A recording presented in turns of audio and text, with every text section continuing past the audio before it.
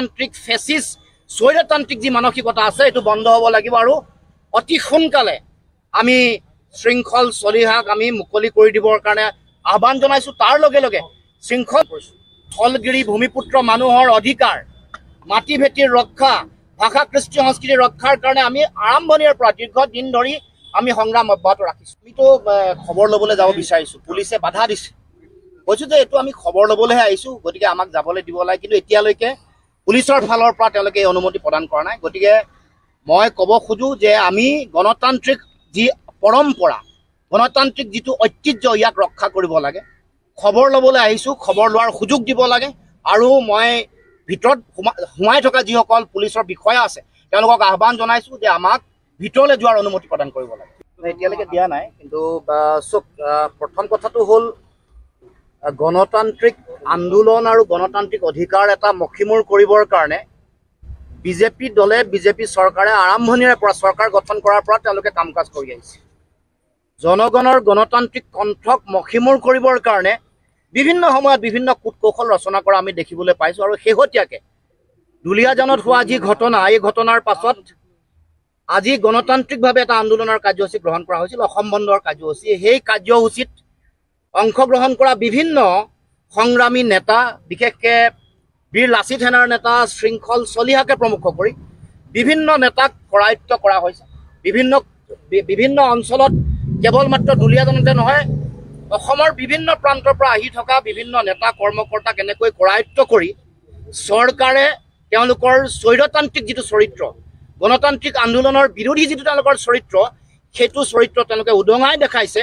আমি স্পষ্টকৈ আমি চৰকাৰক ক'ব খোজো যে তেওঁলোকৰ অগণতান্ত্ৰিক ফেসিস স্বৈৰতান্ত্ৰিক যি মানসিকতা আছে এইটো বন্ধ হ'ব লাগিব আৰু অতি সোনকালে আমি শৃংখল চলিহাক আমি মুকলি কৰি দিবৰ কাৰণে আহ্বান জনাইছো। তাৰ লগে লগে শৃংখল চলিহাৰ উপৰিও যিসকল আমাৰ যিসকল কৰ্মকৰ্তা, যিসকল নেতা, যিসকলক ইতিমধ্যে কৰায়ত্ব কৰিছে সকলোকে মুকলি কৰি দিবৰ কাৰণে আমি দাবী উত্থাপন কৰিছোঁ।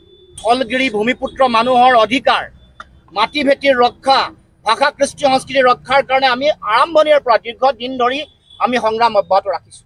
আৰু সেইকাৰণে অসম চুক্তিৰ 6 নম্বৰ দফাৰ আধাৰত আমি যি প্ৰতিবেদন প্ৰস্তুত কৰিছিলোঁ, সেই প্ৰতিবেদনত ৰাজনৈতিক অধিকাৰ সুৰক্ষিত কৰা, মাটি ভেটি ৰক্ষা কৰা, সম্পদৰ ওপৰত অধিকাৰ ৰক্ষা কৰা, থলুৱা ব্যৱসায় বাণিজ্য সকলো ৰক্ষা কৰাৰ কাৰণে সুৰক্ষিত ভৱিষ্যতৰ কাৰণে তাত বিধি আছে।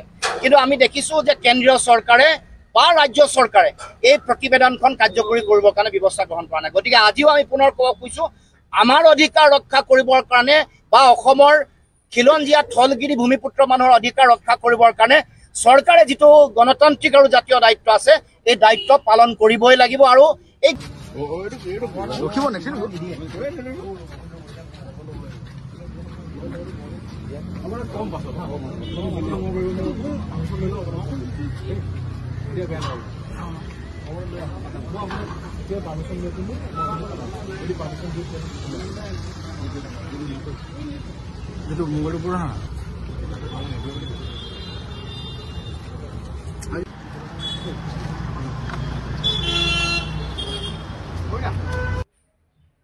অগণতান্ত্ৰিক ফেসিস স্বৈৰতান্ত্ৰিক যি মানসিকতা আছে এইটো বন্ধ হ'ব লাগিব আৰু অতি সোনকালে আমি শৃংখল চলিহাক আমি মুকলি কৰি দিবৰ কাৰণে আহ্বান জনাইছো। তাৰ লগে লগে শৃংখল থলগিৰি ভূমিপুত্ৰ মানুহৰ অধিকাৰ মাটি ভেটিৰ ৰক্ষা ভাষা কৃষ্টি সংস্কৃতি ৰক্ষাৰ কাৰণে আমি আৰম্ভণিৰ পৰা দীৰ্ঘদিন ধৰি আমি সংগ্ৰাম অব্যাহত ৰাখিছোঁ। আমিতো খবৰ ল'বলৈ যাব বিচাৰিছো, পুলিচে বাধা দিছে।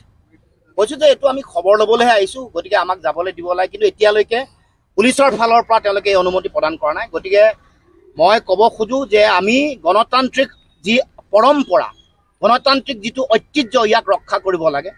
খবৰ ল'বলৈ আহিছো, খবৰ লোৱাৰ সুযোগ দিব লাগে। আৰু মই ভিতৰত সোমাই থকা যিসকল পুলিচৰ বিষয়া আছে তেওঁলোকক আহ্বান জনাইছো যে আমাক ভিতৰলৈ যোৱাৰ অনুমতি প্ৰদান কৰিব লাগে। এতিয়ালৈকে দিয়া নাই, কিন্তু প্ৰথম কথাটো হ'ল গণতান্ত্ৰিক আন্দোলন আৰু গণতান্ত্ৰিক অধিকাৰ এটা মষিমূৰ কৰিবৰ কাৰণে বিজেপি দলে বিজেপি চৰকাৰে আৰম্ভণিৰে পৰা চৰকাৰ গঠন কৰাৰ পৰা তেওঁলোকে কাম কাজ কৰি আহিছে।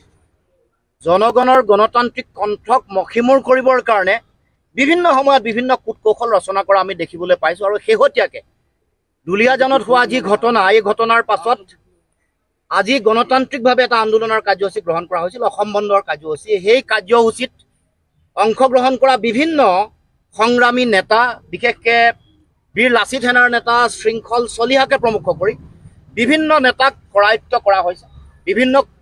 বিভিন্ন অঞ্চলত কেৱল মাত্ৰ দুলীয়াজনতে নহয়, অসমৰ বিভিন্ন প্ৰান্তৰ পৰা আহি থকা বিভিন্ন নেতা কৰ্মকৰ্তাক এনেকৈ কৰায়ত্ব কৰি চৰকাৰে তেওঁলোকৰ স্বৈৰতান্ত্ৰিক যিটো চৰিত্ৰ, গণতান্ত্ৰিক আন্দোলনৰ বিৰোধী যিটো তেওঁলোকৰ চৰিত্ৰ, সেইটো চৰিত্ৰ তেওঁলোকে উদঙাই দেখাইছে। আমি স্পষ্টকৈ আমি চৰকাৰক ক'ব খোজোঁ যে তেওঁলোকৰ অগণতান্ত্ৰিক ফেচিষ্ট স্বৈৰতান্ত্ৰিক যি মানসিকতা আছে এইটো বন্ধ হ'ব লাগিব আৰু অতি সোনকালে আমি শৃংখল চলিহাক আমি মুকলি কৰি দিবৰ কাৰণে আহ্বান জনাইছোঁ। তাৰ লগে লগে শৃংখল চলিহাৰ উপৰিও যিসকল আমাৰ যিসকল কৰ্মকৰ্তা, যিসকল নেতা, যিসকলক ইতিমধ্যে কৰায়ত্ব কৰিছে সকলোকে মুকলি কৰি দিবৰ কাৰণে আমি দাবী উত্থাপন কৰিছোঁ। থলগিৰি ভূমিপুত্ৰ মানুহৰ অধিকাৰ, মাটি ভেটিৰ ৰক্ষা, ভাষা কৃষ্টি সংস্কৃতিৰ ৰক্ষাৰ কাৰণে আমি আৰম্ভণিৰ পৰা দীৰ্ঘদিন ধৰি আমি সংগ্ৰাম অব্যাহত ৰাখিছোঁ। আৰু সেইকাৰণে অসম চুক্তিৰ 6 নম্বৰ দফাৰ আধাৰত আমি যি প্ৰতিবেদন প্ৰস্তুত কৰিছিলোঁ, সেই প্ৰতিবেদনত ৰাজনৈতিক অধিকাৰ সুৰক্ষিত কৰা, মাটি ভেটি ৰক্ষা কৰা, সম্পদৰ ওপৰত অধিকাৰ ৰক্ষা কৰা, থলুৱা ব্যৱসায় বাণিজ্য সকলো ৰক্ষা কৰাৰ কাৰণে সুৰক্ষিত ভৱিষ্যতৰ কাৰণে তাত বিধি আছে। কিন্তু আমি দেখিছোঁ যে কেন্দ্ৰীয় চৰকাৰে বা ৰাজ্য চৰকাৰে এই প্ৰতিবেদনখন কাৰ্যকৰী কৰিবৰ কাৰণে ব্যৱস্থা গ্ৰহণ কৰা নাই। গতিকে আজিও আমি পুনৰ ক'ব খুজিছোঁ, আমাৰ অধিকাৰ ৰক্ষা কৰিবৰ কাৰণে বা অসমৰ খিলঞ্জীয়া থলগিৰি ভূমিপুত্ৰ মানুহৰ অধিকাৰ ৰক্ষা কৰিবৰ কাৰণে চৰকাৰে যিটো গণতান্ত্ৰিক আৰু জাতীয় দায়িত্ব আছে, এই দায়িত্ব পালন কৰিবই লাগিব। আৰু এই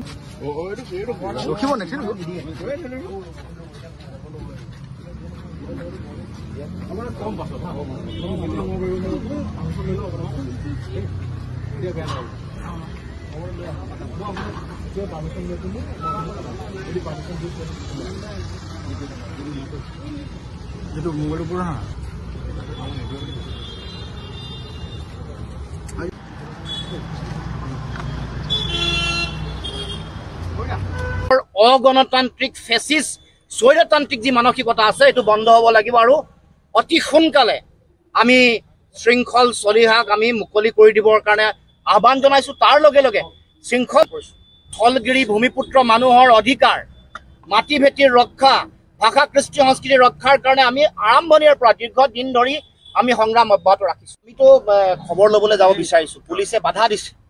কৈছোঁ যে এইটো আমি খবৰ ল'বলৈহে আহিছোঁ, গতিকে আমাক যাবলৈ দিব লাগে। কিন্তু এতিয়ালৈকে পুলিচৰ ফালৰ পৰা তেওঁলোকে এই অনুমতি প্ৰদান কৰা নাই। গতিকে মই ক'ব খোজোঁ যে আমি গণতান্ত্ৰিক যি পৰম্পৰা, গণতান্ত্ৰিক যিটো ঐতিহ্য, ইয়াক ৰক্ষা কৰিব লাগে। খবৰ ল'বলৈ আহিছোঁ, খবৰ লোৱাৰ সুযোগ দিব লাগে। আৰু মই ভিতৰত সোমাই থকা যিসকল পুলিচৰ বিষয়া আছে তেওঁলোকক আহ্বান জনাইছোঁ যে আমাক ভিতৰলৈ যোৱাৰ অনুমতি প্ৰদান কৰিব লাগে। এতিয়ালৈকে দিয়া নাই। কিন্তু প্ৰথম কথাটো হ'ল গণতান্ত্ৰিক আন্দোলন আৰু গণতান্ত্ৰিক অধিকাৰ এটা মষিমূৰ কৰিবৰ কাৰণে বিজেপি দলে, বিজেপি চৰকাৰে আৰম্ভণিৰে পৰা